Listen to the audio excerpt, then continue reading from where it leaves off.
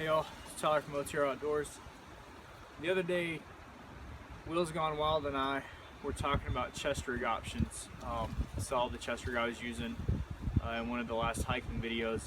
I asked about it and I showed him told him about the video I made about the chest rig, and I said that this vest might be an option. This is the vest I've had for a couple years, more than a couple years actually. I built this up on my last deployment when I was still on active duty. So what we're gonna do is strip all the mag pouches and all the tactical gear off and turn into a bushcrafting chest rig. But it's a little bit better than that other chest rig I've got, that radio chest rig, because it's going to have more pockets, more space, and it's something that's easier to get on because it attaches from the front. The one other thing I don't like about that other chest rig is the straps go over the back.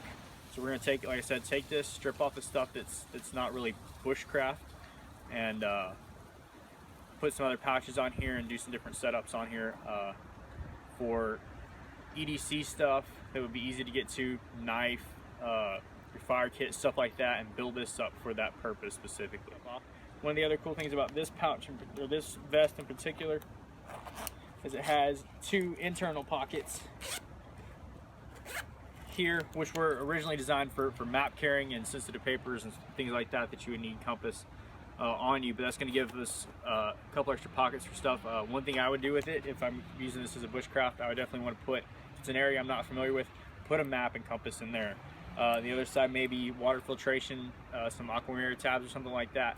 That way it's always on you, you got it, things like that. So let's get started on this vest. Alright y'all, so here we go. Here's our bare bones, no pouches, nothing on it vest. First thing I personally am going to do is figure out where my knife is going to go. So everything else can hinge based off that, but you don't want to restrict the comfort of your draw of your knife because you have a pouch somewhere. So better get that knife on there and set up first. And get that in another pouch. Go over here so you can see what I'm doing.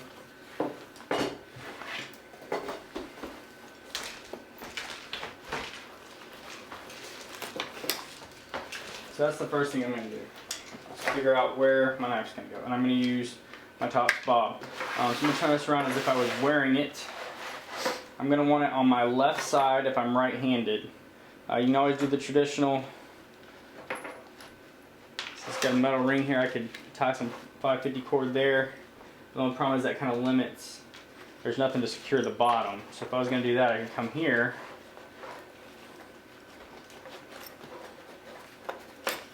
Run it up through that strap,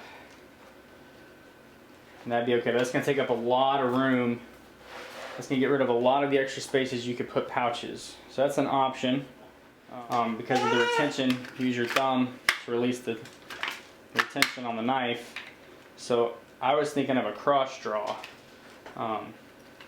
Something right in here, so then I'm not losing any of my space here. I can still mount pouches here as opposed to this where it's going to take up, that limits the amount of area I have here.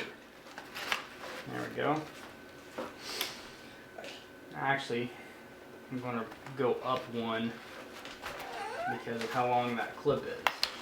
That's the other thing, is you want to get it on there, play around with it. Once it's actually on there, move it around, get it adjusted. Alright y'all, so I got my knife mounted where I want it. Decided to go up high with it, and I'll just attach it over here. I don't want to do it too tight because it's going to stretch that fabric out and then make it not want to form to my body, because about here is where it starts to curve around your rib cage once it gets off your chest. So if you make that real tight, it's going to make it sit funny on your side. So just enough to keep it from moving around. And now I'm going to go ahead and start placing other pouches on here to kind of look and see where I might want to put them. When you're building your vest, make sure you don't get too much weight on one side, because then it's going to ride funny on you, and it's going to make one side of your shoulder hurt more than the other if you got a whole bunch of weight. If it's not going to be super heavy, not a big deal. I was thinking maybe this could be my fire kit and my tinder kit, and then I've got a standard pistol magazine pouch here, a double. It's got I put my multi-tool in there, and then some quarters. I got some bank line, some 550 cord, and a little bit of real thin nylon cord. Putting it over here somewhere towards the top, because that's going to help even out the weight of the knife with the multi-tool.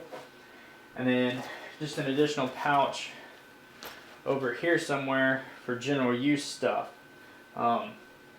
one really nice thing is to go ahead and play around with it before you start strapping stuff down, so you're not moving it around a whole lot. Because this allows you to move and mix and match and move stuff as you want. We use it a couple times, decide you don't like something where it is, go ahead and move it then. But play around with it before you get it all strapped in there and figure out exactly what you want. So let's see other options I can do here. Put this larger pouch somewhere over here and move my fire kit somewhere in the middle. Now here's the thing with this, I don't want anything super big. Like if I were to put this multi-tool pouch here, this mag pouch, it's going to have my multi-tool and my cordage. That's going to kind of hinder my visibility into this pouch. So I actually really like this over here underneath the knife, because the knife, my sheath's not super big and it's going to flip up and lay flat on top of it. I'm still going to be able to see in there really well. So playing around with some of these other pouches, that gives you a pretty good variety of space to carry additional gear. And the other thing is you want to look at what gear you're going to want to carry. You're going to want a fire kit, a knife, some other cutting tools. Stuff that's in my chest rig already is my folding saw. So let's see how that would fit in these other pouches here. It's probably not going to fit in this pouch very well. Well, it might actually fit in that. Let's see if we run at an angle here. Put that Velcro down there. So that's not really going to go anywhere.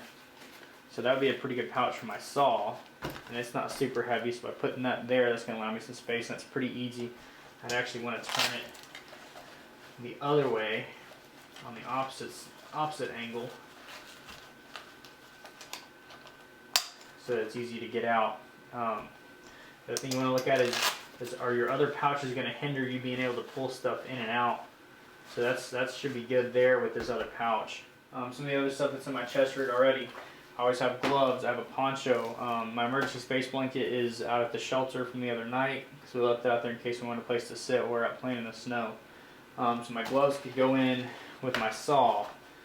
So let's say another general use pouch for just kind of little odds and ends would go over to the side, because it's not going to be stuffed super full. So I put my poncho in there, so I have an emergency shelter, rain gear. The only other thing that I carry in this chest rig that I've been using will be my small hatchet. None of these pouches are really going to hold it. Now I could potentially put it upside down in this pouch and zip it. I have to play around with that once it's on to see where that's going to ride and if it's going to interfere with movement or anything like that. Another option I could do is bring this across somewhere by get some other loops of some sort to run it across there. Or this rig comes with loops to put your gun belt on. Those are really big, so this isn't going to fit in that, but that's an option.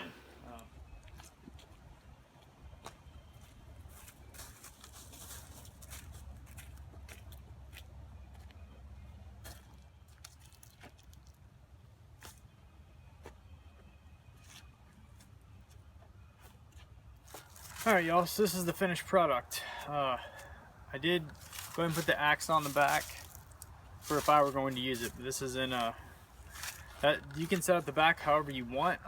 One reason I didn't put a lot of stuff on the back for me personally, even though this concept was to give Will's Gone Wild some ideas as far as possible options for him. I left the back slick minus my axe. I can put my axe on there. The only thing on the bottom on the back is this one strap, but I can still use this with my backpack, just like the same thing with the other chest rig I have been using. So I ended up doing knife, slight angle, got it secured down, real easy to draw, no problem, not gonna go anywhere or anything like that. I went ahead and put my small hatchet on here anyways. All I did was run some 550 cord through the molly and then through the loop on the bottom that's there to design to hold a belt. It's not going to go anywhere. One, if it bounces up, it's just going to hit my armpit. It does not interfere with any of my movements at all. My admin pouch, which is going to be for now my fire kit, the only thing that's in there, I took the same stuff as in my other kit, 2 pieces of fat wood and a lighter. One other thing I would consider putting in this pouch, my larger fire kit I could put in here no problem. It's not real big. And then first aid kit, just because it's right there, easy to get to. You can see everything that's in that pocket, no problems. Over on this side, this is the one I have my saw in. I went ahead and left the saw in there and just put my gloves in there. I'm going to be getting my gloves and putting them on before I get my saw out most of the time.